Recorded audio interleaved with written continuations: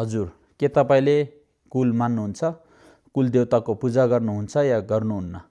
पूजा गर्यो भने फाइदा के छ, नगर्यो भने घाटा असर के छ? साथै इष्ट मष्ट कुल यो तीनैवटाको चाहिँ विस्तृत जानकारी दिन गइरहेको छु। कृपया अन्तिमसम्म हेरेर जानकारी लिन सक्नुहुनेछ। मेरो सन्देश हेर्नलाई लिनलाई चाहिँ तपाईँ बौद्ध मार्गी नै हुनुपर्ने कुनै जरुरी छैन। जो कोहीले पनि ग्रहण गर्न सक्नुहुनेछ। विशेष गरी बौद्ध मार्गीलाई केन्द्रित गरेर व्याख्या गर्न गइरहेको छु। अन्तिमसम्म हेरेर जानकारी लिनुहोला। धन्यवाद। लासो नमस्ते टस्तेलेक। स्वागत छ सम्पूर्णलाई मेरो यो सन्देशमा। आज मैले बताउन गइरहेको छु इष्ट मष्ट कुल भनेको के हो। अहिले गाउँघरमा प्रायले कुल देवी देवताहरू मानिरहेको छ। अब कतिपयले अब बौद्ध धर्म मानेपछि कुल मान्नु हुन्छ कि हुन्न, हिन्दू धर्ममा कुल छ कि छैन भन्ने धेरै कुराहरू चाहिँ यो साम्प्रदायिक हिसाबमा होस् या पारम्परिक हिसाबमा हो, धेरै मानिसहरूलाई कुलको बारेमा चाहिँ अन्धाधुन्दामा परिरहेको पनि धेरै देखिन्छ। त्यसै कारणले आज मैले अनुसन्धान गरेको अनुसार चाहिँ कुल देवी देवता भनेको के हो, इष्ट मष्ट कुल तीनैवटाको बारेमा चाहिँ छोटकरीमा विस्तृत जानकारी दिन गइरहेको छु। अन्तिमसम्म हेरेर जानकारी लिनुहोला। हुन त कुल शब्दको अर्थ धेरैमा प्रयोग गरिन्छ हो। एउटा कुल भने कुल सङ्ख्या भनेर चाहिँ जम्मा यति छ भने जस्तो। अनि अर्को चाहिँ के हुन्छ भने कुल भनेको आफ्नो वंशधारी, वंशलाई निर्धारण गर्ने, निरन्तर दिने हो, त्यस्तो हुन्छ।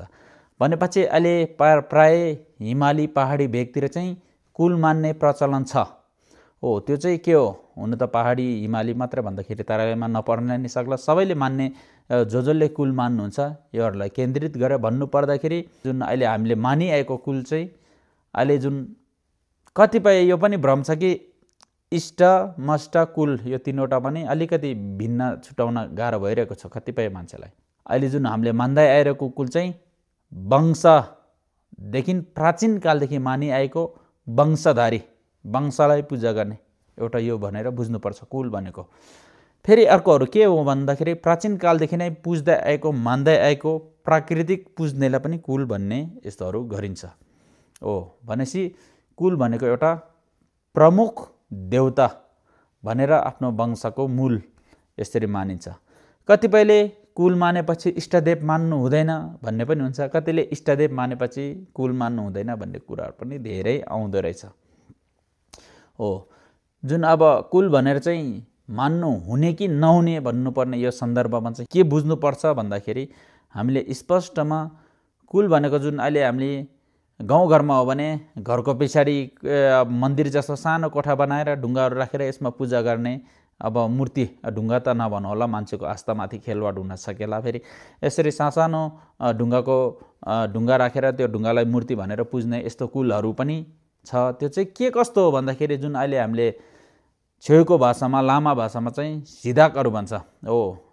जुन अहिले हामीले घर बनाउन अगाडि सलाङ भन्ने भूमि पूजाहरू गर्ने यस्तोहरू गरेन भने चाहिँ यो ठाउँमा सताउँछ भन्ने यस्तो हिसाबले पहिला परपूर्व कालदेखि नै, प्राचीन कालदेखि मान्ने चलनहरू रहेछ। गाउँघरमा हो भने चाहिँ, कतिपय पहाडी भेगतिर हो भने चाहिँ, प्राय अहिले पहाडी र हिमाली भेगतिर चाहिँ कुल भनेर मान्ने चाहिँ प्राय के हुँदो रहेछ भन्दाखेरि मष्ट मान्नेहरू धेरै हुन्छ। अहिले मष्ट भनेको चाहिँ जुन देवी देवता चढ्ने भन्नेहरू, झाँक्री लाग्नेहरू, जुन अब हाम्रो बाउ पुर्खादेखि आएको यस्तो यस्तो छोरा नाति भनेर यसरी झाँक्रीहरू आउनेहरू पनि गर्छ हो।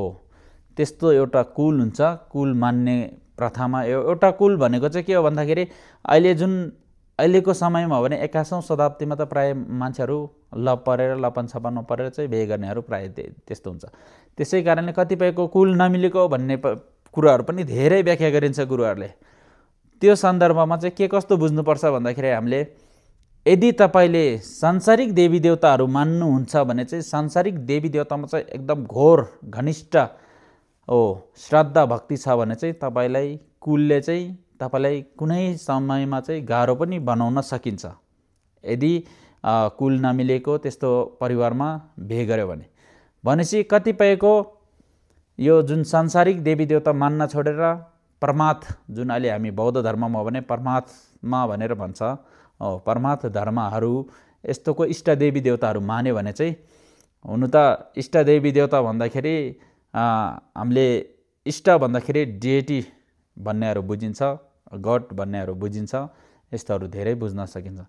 यो कुलको बारेमा छोटोकरीमा राम्ररी विश्लेषण व्याख्या गर्नुपर्दाखेरि चाहिँ यस्तो कुल पूजा गर्ने भन्नेमा फेरि समय के कस्तो चढाउने अर्चन कुल पूजा गर्दाखेरि धेरै विधि विधानहरू पुग्नुपर्ने हुन्छ। हुन त जुनै बेलामा नि जस्तो सुकै पूजामा पनि सामग्रीहरू विधि विधान सबैमा पुग्नुपर्छ भने कुललाई चाहिँ तपाईँले मनाउन सकेन भने तपाईँलाई धेरै हानि बाधा अर्चन विघ्न बाधाहरू पुर्याउने काम गर्छ कुलले चाहिँ।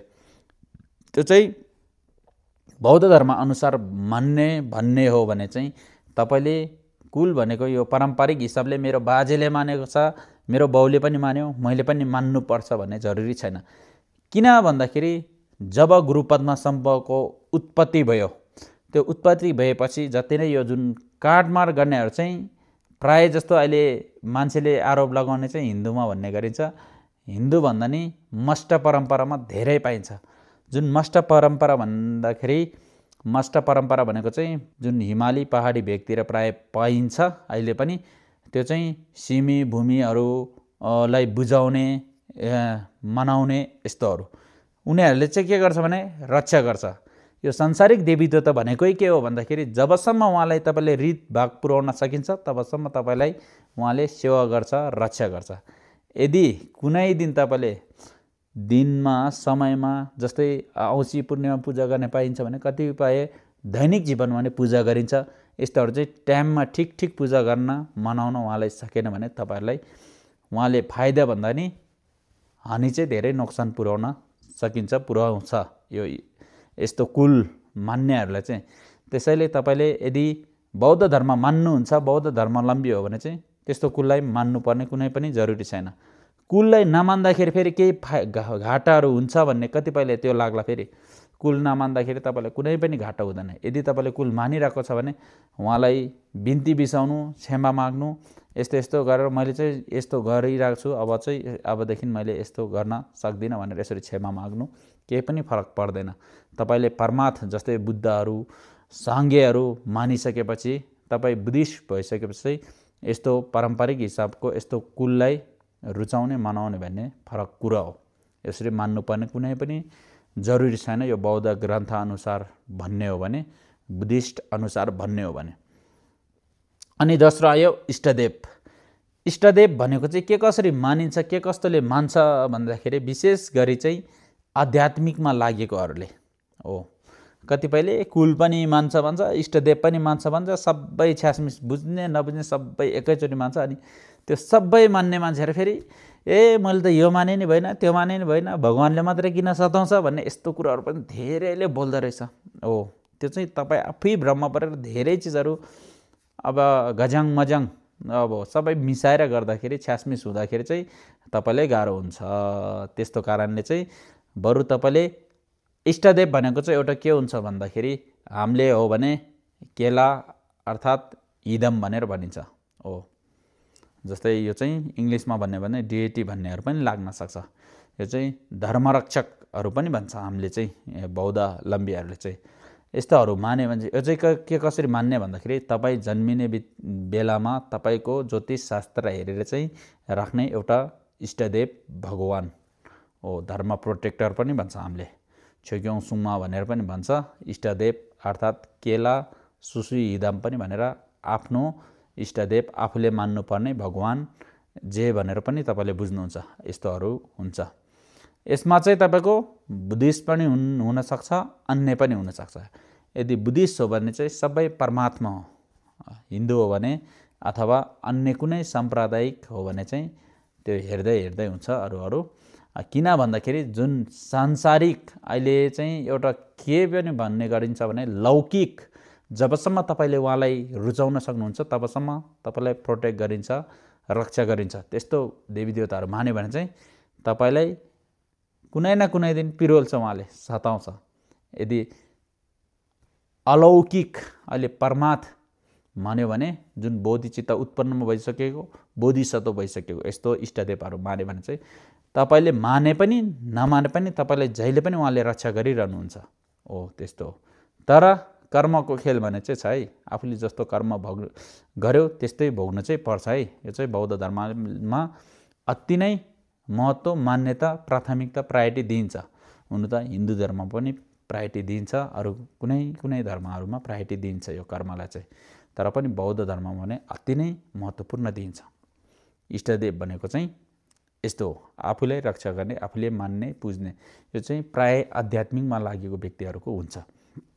भनेपछि यो कुल भन्ने चाहिँ वंशधारी हो। वंशले मान्यो भन्दैमा तपाईँले भन्नुपर्ने जरुरी छैन। तपाईँको वंश चोर हो भने तपाईँले चोर त स्वीकार्नुहुन्न होइन। त्यसैले जुन जुन हामीले मान्नुपर्ने छ, यथार्थ बुझेपछि त हो अर्थविहीन कुराहरू कतिपयले त्याग्छन् होइन। हो त्यसैले चाहिँ मैले यो हामी बौद्ध परम्परा, बौद्ध मान्नेहरू चाहिँ कतिपय भ्रम रहेछ भनेर चाहिँ मैले यो छोटो जानकारी दिएको हो। अनि अर्को चाहिँ के हुन्छ भन्दाखेरि प्रमुख देवता मान्ने, आफ्नो मूल कुल भनेर चाहिँ परपूर्वकालदेखि मेरो बाजे सातौँ पुस्तादेखि मान्दै आएको भन्ने। यसरी अहिले कतिपयले त पितृलाई नै कुल मानिन्छ। हो पितृलाई चाहिँ कुल मान्ने होइन। हो कुल भनेको परपूर्वकालदेखि हाम्रो यो 7 पुस्ता अगाडिदेखि मान्दै आएको भगवान भन्ने यस्तो। यसरी चाहिँ कुनै ठाउँ कुनै चिज राखेर चाहिँ यसरी पूजा गर्नेलाई कुल भनिन्छ संक्षिप्तमा भन्दाखेरि।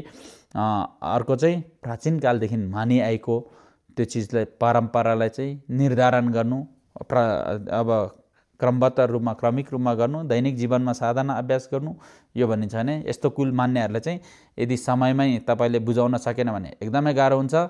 अनि अर्को चाहिँ तपाईँले परपूर्वकालदेखि नै तपाईँको बुबा, जुजुबा, हजुरबुवाहरूले के चढाइरहेको छ, जस्तै कुनै ठाउँमा काटेर मारेर भोकहरू दिने, रगतहरू दिने गरिरहेछ भने यदि तपाईँले कुल अझै पनि मान्दै आइरहेको छ, तपाईँले त्यो चिज गरेन भने चाहिँ तपाईँले चाहिँ त्यस बेला चाहिँ हानि पुर्याउँछ। त्यसैले त्यस्तो कुलहरू हो भने चाहिँ मान्नुपर्ने जरुरी छैन।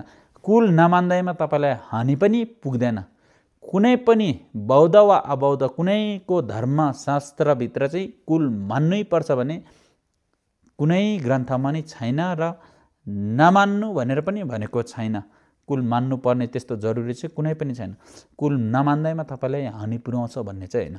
यदि तपाईँले मानेको छ तर उहाँलाई बुझाउन सकेन भने चाहिँ त्यस बेला चाहिँ तपाईँलाई अवश्य नै कुलले चाहिँ एकदमै सताउँछ। त्यसै कारणले आजको प्रान्त नै तपाईँले सत्य चिज चाहिँ लागू गर्ने हो भने चाहिँ यसरी बुझेर चाहिँ कतिपय चिजहरू हामीले त्याग्नुपर्ने चिजहरू चाहिँ त्याग्नु। किन भन्दाखेरि अहिले प्रायःले त यथार्थ बुझेपछि कति कुरा अर्थविहीन कुराहरू त्याग्छन् है।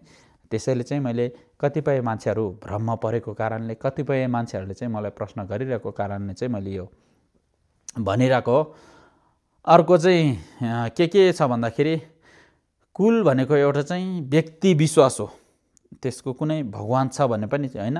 अब कसैले चाहिँ अब केही चिज राखेर यो नै भगवान मान्ने गरिन्छ भने त्यो एउटा चाहिँ कुल कसरी मानिन्छ भने परपूर्वकालदेखि तपाईँको 7औँ पुस्ता अगाडिदेखि यो मान्दै आएको, यही मान्नुपर्छ भने कुनै सामान राखेको छ भने त्यसैले नै आधारित मानेर कुल भनेर मानिरहेको हुन्छ। कुल मान्ने एउटा चाहिँ के हो भन्दाखेरि धार्मिक झुकाव पनि हो र आन्तरिक अन्तर्भाव, भावनात्मक विश्वास हो एउटा कुल मान्ने भन्ने चाहिँ। भनेपछि अहिले कतिपय नेवार समुदाय हो भने गणेशलाई कुल मान्छ, कतिपयले भैरव कुल मान्छ। हो धेरै चिजहरू यसरी कुल मान्ने, देवी देवताहरू मान्ने धेरै नै छ।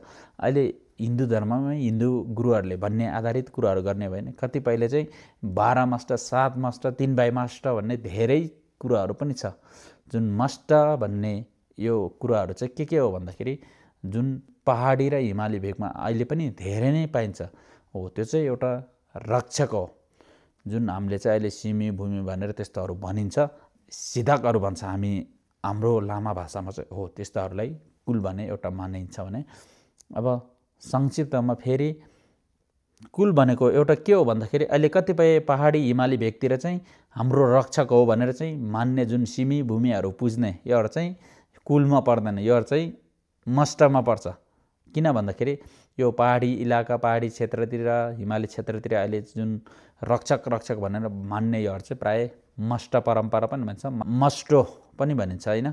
जुन अहिले कतिपयले पहाडी हिमाली एरिया इलाकातिर चाहिँ जुन रक्षक भनेर चाहिँ जुन कुलको रूपमा मान्ने त्योहरू चाहिँ कतिपयले भ्रम परि पनि रहेको छ। किन भन्दाखेरि जुन रक्षक भनेर मान्ने जुन पहाडी इलाकातिर हामीले हो भने चाहिँ सिधकहरू भन्छ।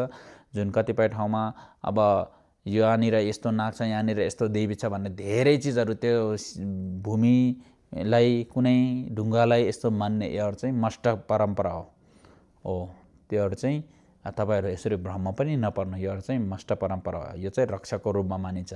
भनेपछि मस्ट परम्परा भनेको एउटा चाहिँ जस्तै अहिले तामाङ, योल्मो धेरै समुदाय, कतिपय समुदायतिर चाहिँ फेरि यो देउता चढ्ने भन्छ, बोम्बो पनि भन्छ, यसरी झाँक्री चढ्ने, माथा चढ्ने चाहिँ फेरि यो जुन क्षेत्रीय बाहुनहरूमा धेरै हुँदो रहेछ होइन। यो बोम्बो चढ्ने भन्ने चाहिँ जुन तामाङहरूमा अनि यो कतिपय लाग्नेहरूमा धेरैले यसरी मान्ने योहरू चाहिँ मस्ट परम्परा हो। योहरू चाहिँ मस्टबाट चाहिँ हुन्छ। यो चाहिँ यो रक्षाको रूपमा यसरी देवी देवताहरू चढ्ने यस्तोहरू, जुन अहिले कतिपय फेरि देवी हो भन्ने त्यस्तोहरू धेरैले अहिले त के सामाजिक सञ्जालमा सबै देख्न पाइँदो रहेछ नि होइन। हो त्यस्तोहरू चाहिँ जुन मस्ट हो, तर कतिपय उनीहरू आफैले थाहा भइरहेको हुँदैन होइन। हो त्यस्तो हो। अनि संक्षिप्तमा फेरि इष्ट भनेको चाहिँ आध्यात्मिकमा लाग्नेले प्राय मान्छ। यो चाहिँ जुन लौकिक पनि हुन्छ, अलौकिक पनि हुन्छ। लौकिक भनेको चाहिँ के हो भने इच्छा, राग, क्रोध, मोह सबै भएको जबसम्म तपाईँले उहाँलाई पुज्न सक्नुहुन्छ, अर्पण उसलाई जे चाहेको त्यो तपाईँले चढाउन सक्नुहुन्छ, तबसम्म तपाईँलाई रक्षा गर्छ। त्यस्तो हो। अब अलौकिक भन्ने हो भने परमार्थ यस्तो मान्ने हो भने चाहिँ जुन अलौकिक भनेको चाहिँ अहिले जुन गुरु रिम्पोचे जुन उत्पत्ति हुनुभन्दा अगाडि हो धेरै थियो यस्तो लौकिकहरू। त्यो कतिपय लौकिक देवी देवताहरूले चाहिँ गुरु रिम्पोचेले दमन गर्नुभएको छ। दमन भनेको फेरि गुरु रिम्पोचेले चाहिँ रोकेको। दमन भन्ने शब्दको अर्थ धेरै लाग्न सक्छ फेरि। हो यसरी रोकिसकेपछि चाहिँ कतिपय लौकिक देवी देवताहरू पनि अलौकिक भएको छ, परमात्मा भएको छ। हो यस्तो गुरु रिम्पोचेको अन्डरमा भएको हो। त्यस्तो अलौकिक देवी देवता इष्टदेवहरू मान्यो भने चाहिँ उहाँले चाहिँ तपाईँले पुजे नि नपुजे नि तपाईँलाई जतिखेर पनि उहाँले रक्षा गरिरहनुहुन्छ। हो त्यसरी यस्तो जुन बुद्धिस्ट बौद्ध धर्ममा गुरु रिम्पोचेको अन्डरमा बस्नेहरू इष्टदेव भनेको बौद्ध मार्गीले भन्ने हो भने हो। त्यसरी आजको प्रान्त यसरी नजानेको लौकिक तपाईँले देवी देवता इष्टदेवहरू मान्नुहुन्छ भने चाहिँ यदि बौद्ध हो भने चाहिँ तपाईँले त्याग्नुपर्ने हुन्छ। अरूलाई आफ्नो आफ्नो अनुसारले जे गरे नि आफ्नै मर्जी होइन। मैले विशेष गरी बुद्धिस्टलाई केन्द्रित गर्नुको कारण चाहिँ यस्तो हो। भनेपछि इष्टदेव भनेको यसरी मान्ने हो। त्यो चाहिँ आफू आध्यात्मिकको मार्गमा लाग्ने त्यस्तोहरूले मान्ने प्राय त्यस्तो हो इष्टदेव भनेको चाहिँ। इष्टदेव पनि फेरि तपाईँले बुद्ध मानिसकेपछि तपाईँले त्यो सांसारिक इष्टदेवहरू पनि मान्नुपर्ने जरुरी छैन। सांसारिक देवी देवता भन्ने गरिन्छ अहिले बुद्धिस्टहरूले चाहिँ। हो सांसारिक देवी देवताहरू मान्न त्याग्नुपर्छ बुद्ध मानिसकेपछि। धर्मको मार्गमा लागिसकेपछि हो मिथ्ये चिजहरू सबै त्याग्नुपर्छ भन्ने, दुष्ट मित्रहरू सङ्घको सङ्घमा गएपछि दुष्ट मित्रहरू सबै त्याग्नुपर्छ भन्ने कुराहरू बुद्धिस्टले चाहिँ यस्तो भनिन्छ। भनेपछि संक्षिप्तमा मस्ट इष्ट कुल भनेको के हो भन्दाखेरि मस्ट भनेको जुन हिमाली पहाडी इलाका भेगतिर प्राय पाइन्छ त्यो चाहिँ उहाँहरूको रक्षा गर्ने रक्षक भनेर बुझ्न सकिन्छ। हो मस्ट परम्परा भनेको उहाँहरूले फेरि जुन अहिले झाँक्री चढ्ने, माथा चढ्ने भन्ने जस्तो यस्तोहरू पनि मस्ट परम्परामा प्राय धेरै हुन्छ। अनि इष्ट भनेको चाहिँ आध्यात्मिकमा लाग्ने, प्रायले आध्यात्मिकमा लाग्नेहरू, हामी आध्यात्मिक हो भन्ने गर्छ नि है। हो त्यस्तो आध्यात्मिकमा लाग्नेहरूले प्राय इष्ट मान्छ। इष्टमा चाहिँ लौकिक अलौकिक दुइटा हुन्छ। लौकिक भनेको चाहिँ जुन हामीले जुन चाह्यो भन्ने त्यस्तो हुन्छ नि। हो जुन इच्छा, राग, क्रोध, मोह भन्ने सबै हुन्छ त्यो लौकिक देवी देवताहरूमा चाहिँ। त्यसरी लौकिक देवी देवता मान्नुभन्दा अलौकिक परमार्थ देवी देवताहरू मान्नु जुन गुरु रिम्पोचेको अन्डरमा बसेको छ। जुन गुरु रिम्पोचे पहिला उत्पत्ति हुनुभन्दा अगाडि चाहिँ यस्तरी लौकिक देवी देवताहरू धेरै थियो। हो गुरु रिम्पोचेले चाहिँ कतिपयलाई भस्ममा राखेर दमन गरेर, दमन भनेको रोकेको भनेको फेरि यसरी रोकेर चाहिँ परमार्थको बाटोमा लाग्ने देवी देवताहरू पनि धेरै छ। हो यस्तोहरू चाहिँ मान्नुपर्छ भन्ने हो। उनीहरू चाहिँ किन भन्दाखेरि बोधिचित्त उत्पन्न भइसकेकोहरू हो। यस्तोलाई मान्दाखेरि चाहिँ हामीलाई पनि उहाँहरूले हित गर्छ। किनकि बोधिचित्तोत्पाद उत्पत्ति भइसकेको मान्छेले चाहिँ कहिले पनि पराईलाई पनि यो हीन नजरले हेर्दैन, दृष्टिकोणले हेर्दैन। त्यसैले यो अलौकिक देवी देवताहरू, इष्टदेवहरू, परमार्थ योहरू मान्नुपर्छ। अनि तेस्रो कुल भनेको चाहिँ एउटा परपूर्व कालदेखि तपाईँको पुस्ताहरूले मान्ने भन्नेहरू यसमा कुनै पनि सत्यता पुष्टि प्राय देख्दिनँ म चाहिँ। किन भन्दाखेरि यहरूले चाहिँ कतिपय बेलामा चाहिँ तपाईँको बाउबाजेले निरन्तर चढाइरहेको चिजहरू तपाईँले चढाउन सकेन भने त्यसले चाहिँ हामीलाई पिरोल छ हो। त्यसैले यो मान्नुभन्दा तपाईँले बौद्ध मार्गी नै हो भने बुद्धलाई मानिसकेपछि यहरूलाई मान्नुपर्ने जरुरी छैन। नमान्दैमा उहाँले तपाईँलाई रोकावट गर्ने, बाधा पार्ने केही गर्दैन। यदि मान्यो भने चाहिँ तपाईँले धेरै नै कुनै समयमा तपाईँले यिनीहरूको चाहिँ फेरि समय हुन्छ, दिन हुन्छ, यस्तो दिनमा ठकठक गर्न सकेन भने चाहिँ ठिक गर्न सकेन भने धेरै नै गाह्रो बनाउँछ। त्यसैले उनीहरू त्यागेर चाहिँ उनीहरूलाई क्षमा मागेर चाहिँ बरु तपाईँहरू बुद्ध मान्नुहुन्छ भने तपाईँको घरमा बुद्धको मूर्तिहरू राखेर बुद्धलाई पुज्ने गरेको छ भने तपाईँले बुद्ध मान्नुहुन्छ भने यो यस्तो कुलहरू चाहिँ मान्नुपर्ने कुनै पनि जरुरी छैन।